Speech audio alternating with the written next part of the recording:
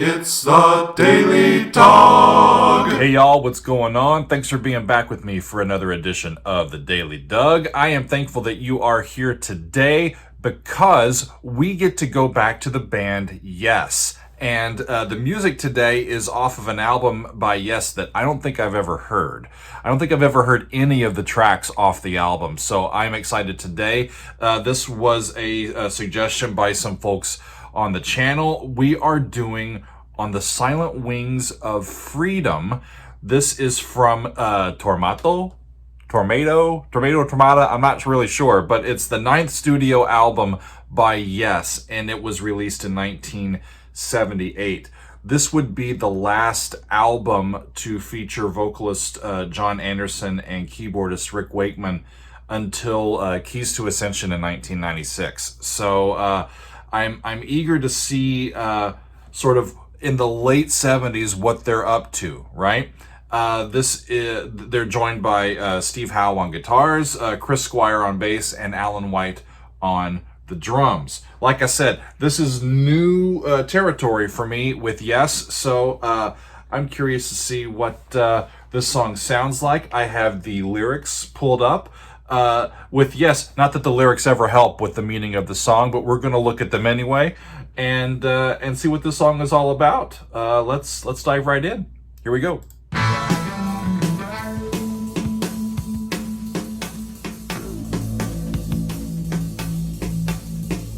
Boy, that is a unique sound for a bass.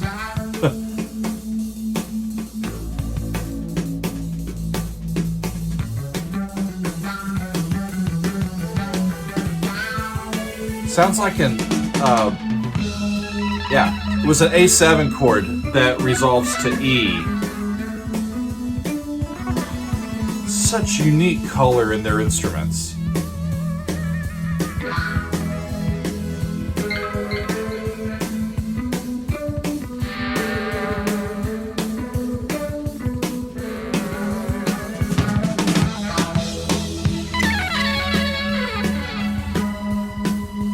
They got some strings, that interesting guitar lick style that Steve Howe uses.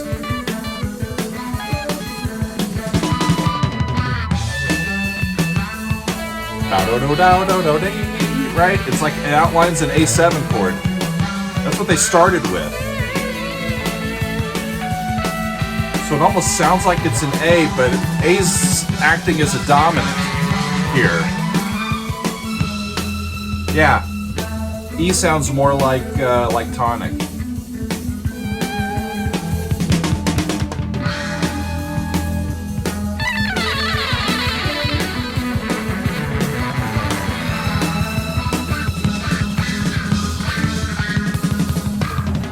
Amazing sound. So interesting and layered. A lot going on. Even though harmonically it's pretty static, mainly just over A and E. Now they're moving.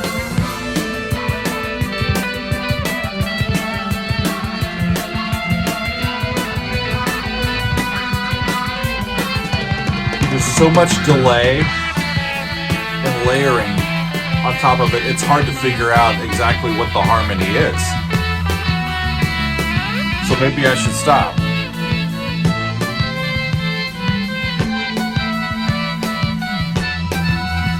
On the silent wings of freedom, where we offer ourselves, Wow. it's the balancing of the stars.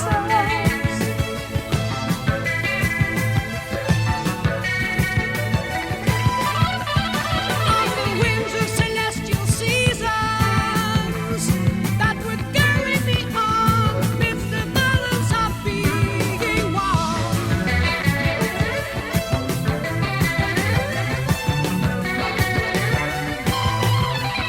On the dream of our love eternal.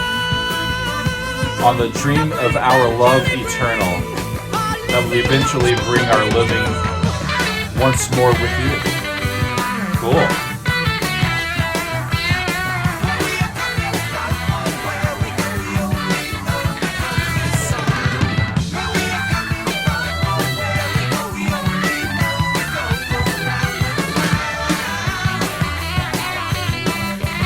It's almost like Disco Yes. 40 seconds sleep down. Do you choose to be lost? I hope I don't get too much shit from y'all for saying that, but it's kind of what it reminded me of.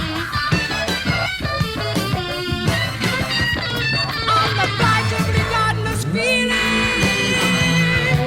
as you hurtle to fear, it's the challenge of everyone. His bass sound, Squire's bass, again, is one of the stars of the show. I can't stop listening to it. New key. I think they went to F. They switched the A like to A minor, then went down to F. Whoa. Okay. What was that? I think they ended up on G minor, and then I'm hearing G go up to G sharp a little bit. I think. Wow.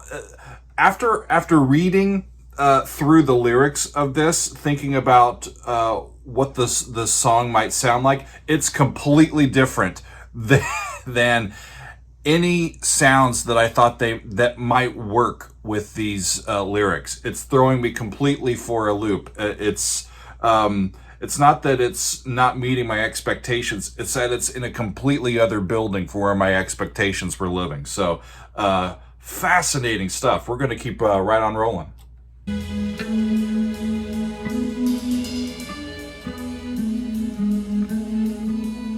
Yeah, that they went to F, and then that ended on a G minor chord, and then that G went up to G sharp. So this kind of sounds like an E7 chord, going back to that sound, kind of like the beginning.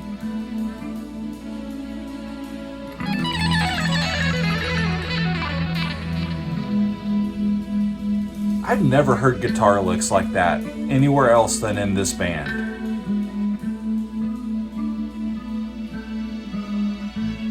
Hey, resolved to A.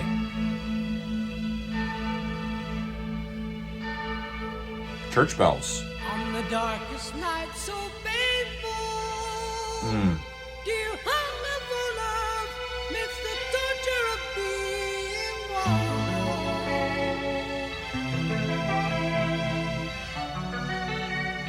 one? That's the coolest part of the piece so far. On the darkest night so painful, do you hunger for love amidst the torture of being one? What's John talking about? It sounds profound, but I can't quite grasp exactly where he's going. I'd be curious as to your thoughts. On the passing light of easing,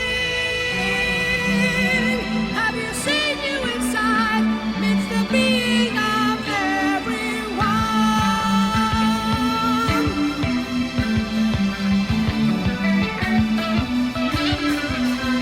To the common goal of freedom, where we offer ourselves midst the balancing of the sun.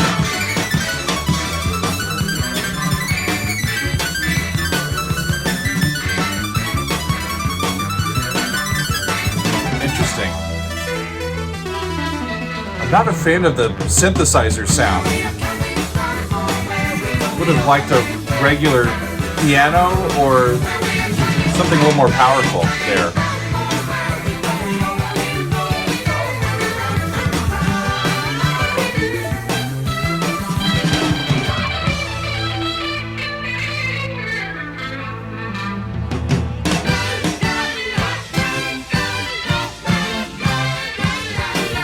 Interesting.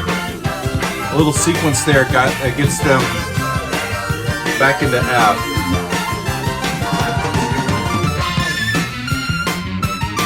There's that weird keyboard sound, synthesizer sound again.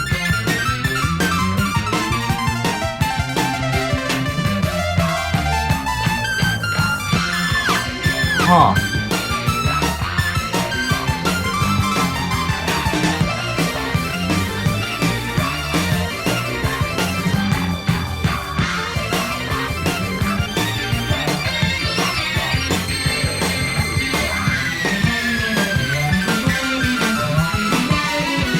Really cool bass line. And they're done. That can't be the end of the song. That's the... Hang on a second. Album. I need to look up this album. I think that was the last song on the album. Let's see. Tormato. Yes. Track listing. Yeah, On the Silent Wings of Freedom is the last track on that album.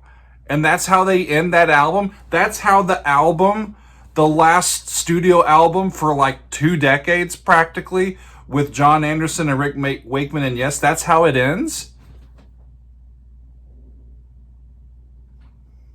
It's a little unfulfilling. I'm sorry to be so critical.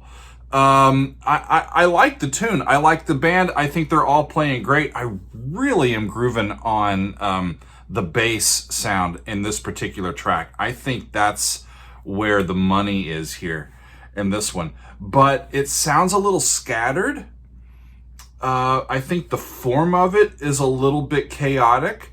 And I think it could have gone on longer and sort of matched the pacing of the opening a little bit better, because it took a long time to get ramped up, and then right at the end it just kind of cut itself off. I do similar things, or I've said similar things to composition students.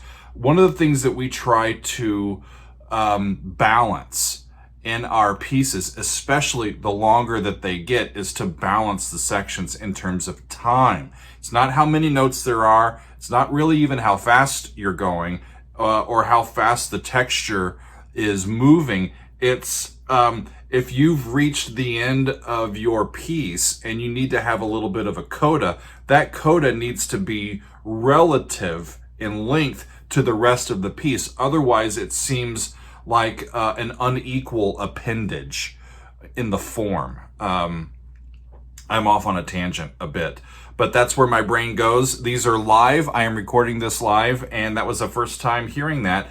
Fascinating tune, though. On the Silent Wings of Freedom from Tormato. I love that word. Released in 1978, the 9th studio album by Yes. Interesting stuff. I'm looking at the rest of the track listings here, and these are relatively short songs. This is the longest song on that album. There's only 8 songs, and there's no big like opus that they've had in earlier albums. I'm curious as to if they were under a time crunch, under the gun to try to get it out on time, or if there were, this being the last album that John and Rick were involved in for quite a long time, if there were personality clashes, creativity clashes in the band that led to a shorter piece or a shorter album like this. Interesting stuff. Sometimes we get bowled over by pieces, and sometimes they just spark more questions in us. And so that's what this one today is for me. I'm going to look a little bit more into this. I really do love Yes, and I've really loved my other reactions to them. This one doesn't quite measure up, but still great. It still sounds like Yes, and it was still quite interesting. I got to go back and listen to that bass stuff that Chris Squire was doing. He had some really interesting, I think, pedal settings in through there that was really making that bass sound quite unique. That's all for today. Thank you all for being with me. We'll be back with you soon with more music and reactions. Don't forget, I have a new Patreon. If you've made it this far in the video, I am thankful. Take a look in the description box down below if you would like exclusive content, access to live streams, and access to our Discord, our online exclusive community. Take a look at patreon.com/DougHelvering. Thank you all for being with us today, and we will see you next time on another edition of The Daily Doug.